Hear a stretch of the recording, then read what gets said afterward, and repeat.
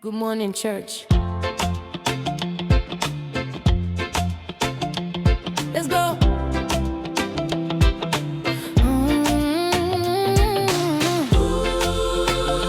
morning, church. Yeah, yeah. Good morning, church. Yeah, yeah. Good morning, church. Yeah, yeah. Let's go. Sun is up, birds singing. Time to get Good morning, family. Thank you so much for tuning in to Good Morning Church. And we have with us Dr. Shane Mohammed, political scientist. And we're so glad to have you here with us this morning, Dr. Shane.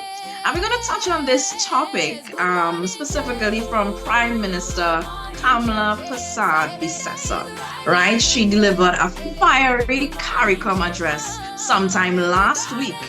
And we kind of want to know your take on this address. What were your initial thoughts? How do you think that she handled it? Well, some of the things that she addressed. Was there anything that you were peeved by, especially? And we wanted to share your thoughts, your initial thoughts with us. Well, hi, thank you so very much for having me, and thank you very much for the invitation. Thank you for reaching out. So, just to give you all some context with regard to the speech, when I was at the University of the West Indies, one of the modules and courses I taught focused specifically on Caricom. And obviously, I have been also doing the geopolitics with regard to within the region, talking about politics in Grenada. I've been interviewed by all different media outlets throughout the region and even outside of Trinidad and Tobago, and the Caricom region. But one of the things that I have been talking about, even way back in 2018, when I was on the actual campus talking about Caricom, was about the shortfalls of Caricom.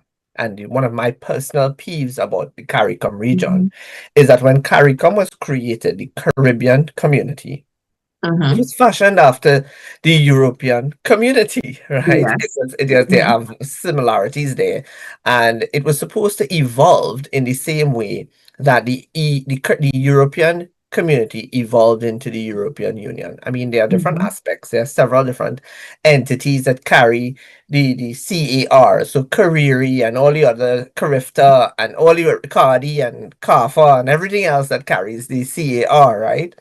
But there's the CCG. And that's also one of the shortfalls of CARICOM, that there's so much money spent on the CCG that the CCG has not been utilized since its inception fully by all of CARICOM. And that's a hard question that all of CARICOM must be able to ask itself, but they've not asked themselves that question. That's one. Two, there's nothing that speaks to Caribbean or CARICOM Parliament. So how then, therefore, are decisions which are taken at the heads of government meeting binding on Caribbean nations and member states, as we call them, in order for us to achieve the ultimate goals that are set at the HOG? Now, one of those such things would have been, one, CSME, and two, specific to Trinidad and Tobago is the whole idea of food security and our contribution to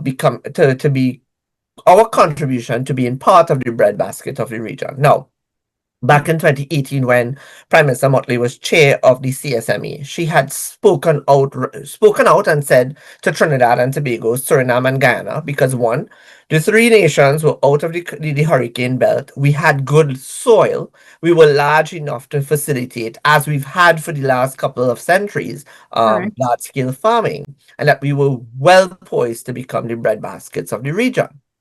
Here we are in 2026, and we're far away from even achieving 1% of that as an achievement for all of us, right?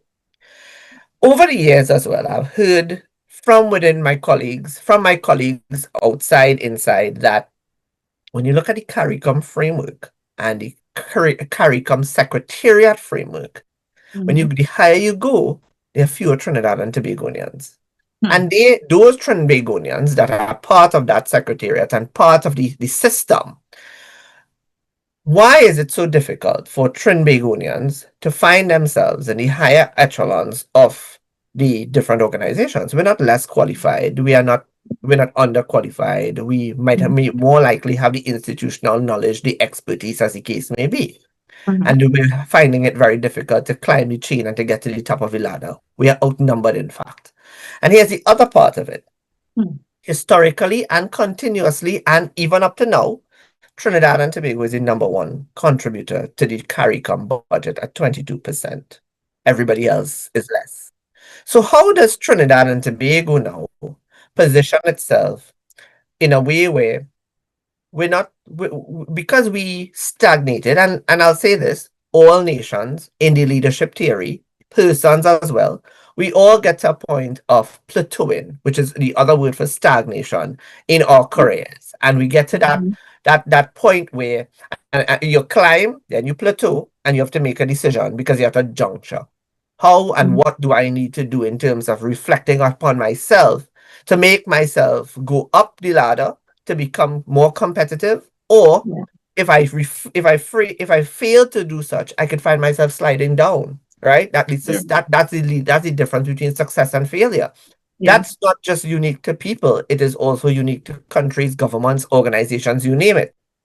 So Mhm. the next thing is this: we, Trinidad and Tobago, we plateaued, we stagnated, we all talked about it. We have had people leave. They went out.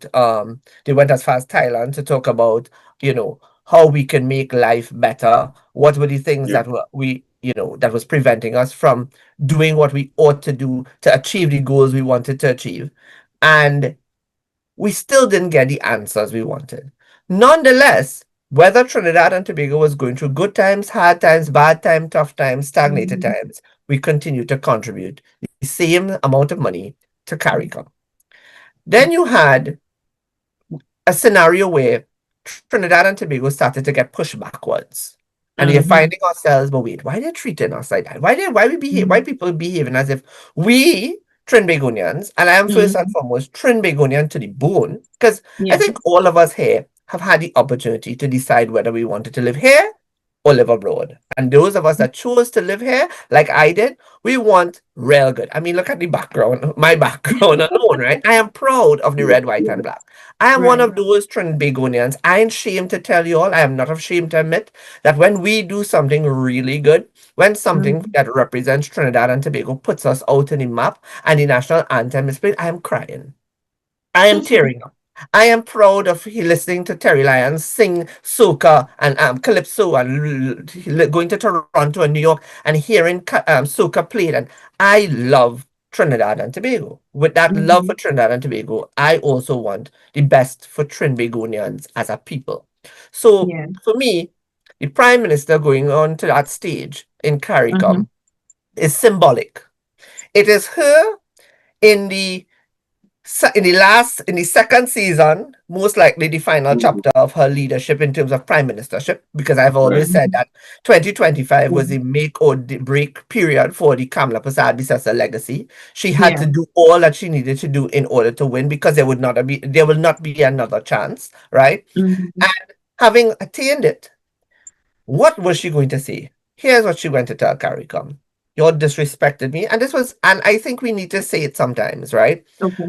CARICOM was not created, and there's a thing that's on the CARICOM website. You all could check it. It's called the Association of Caribbean Community Parliamentarians. It is this Okay. ACCP, created just like the Commonwealth Parliamentary Association (CPA). The ACCP was created in 1987, and the last set of meetings that was held was in 2000, 26 years ago.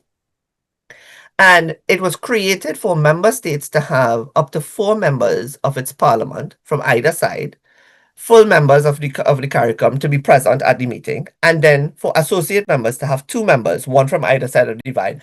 And it was geared to us coming together, discussing CARICOM Caribbean issues, and bringing it onto the agenda for the Commonwealth heads to discuss. So it was about encompassing everybody, right?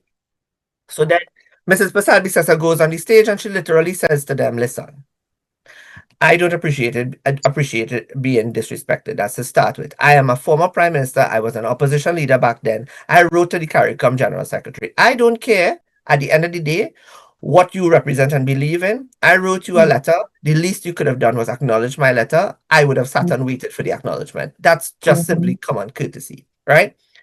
Mrs. Pasadbi Sessa also went there and said, let me tell you something. We can't be sitting down wanting to become a hegemonic grouping of people with international relevance as a collective, and we continue doing things the same way. In the same breath, too, why I'm not against collectivity, we are all at different stages of development. It's a Right. fact. Caricom is split in two. More developed MDGs, less developed LDGs. We teach that. The fact of the matter is as well that while we are all bounded by the Caribbean Sea, not because we are bounded by the Caribbean Sea, it means that we all have the same thing happening in each of the countries that we live in all together at the same time, because we all deal with different sociological structures, frameworks, conditions, contexts, etc. Our economics are also not the same, right? So listen, we want to talk about renewable energy, climate change, the things that bind us because we are all affected by that. Yes, I am 100% there. But you want to talk about foreign policy? My foreign policy cannot be the foreign policy of Barbados and Antigua. We in three different separate geographic locations, even though we're in the same region, because I have an influx of people crossing over the Gulf and coming into my country and causing a strain on the economy. Yes, they're looking for jobs, but I have had no checks and balances on them. They're coming in here with gun, they're coming in here with their own culture, they're creating subculture, they've not integrated themselves fully into the society. I have a problem. I need to deal with it. You're not dealing with the same problem. I don't want my name in the port of Spain in Madrid and in the port of Miami when a container comes in and is juice full of cocaine. Where it come from? The Republic of Trinidad and Tobago. Because I don't make cocaine in my country. But that does not mean I am not a transshipment point. The other thing she felt short of saying is, if it working for you, then it working for you all. And you all know if you're complicit, then that's fine. But don't behave like ostriches and put all your head in the sand and blame me because I decide that the root cause of crime in my country is gang violence. Why are our young people going towards gang violence? Quick money. I also have to deal with poverty, poverty reduction, opportunity, employment, everything that helps protect the future of our social strata. You all don't have to deal with it. And every All day. right, Dr. Mohammed, sorry to have to put you on pause, but we have to take a quick break and we'll be right back. Sure. Time to get your blessings in, no time for frowns. Turn that thing upside down. Good morning, church, the day beginning. Forget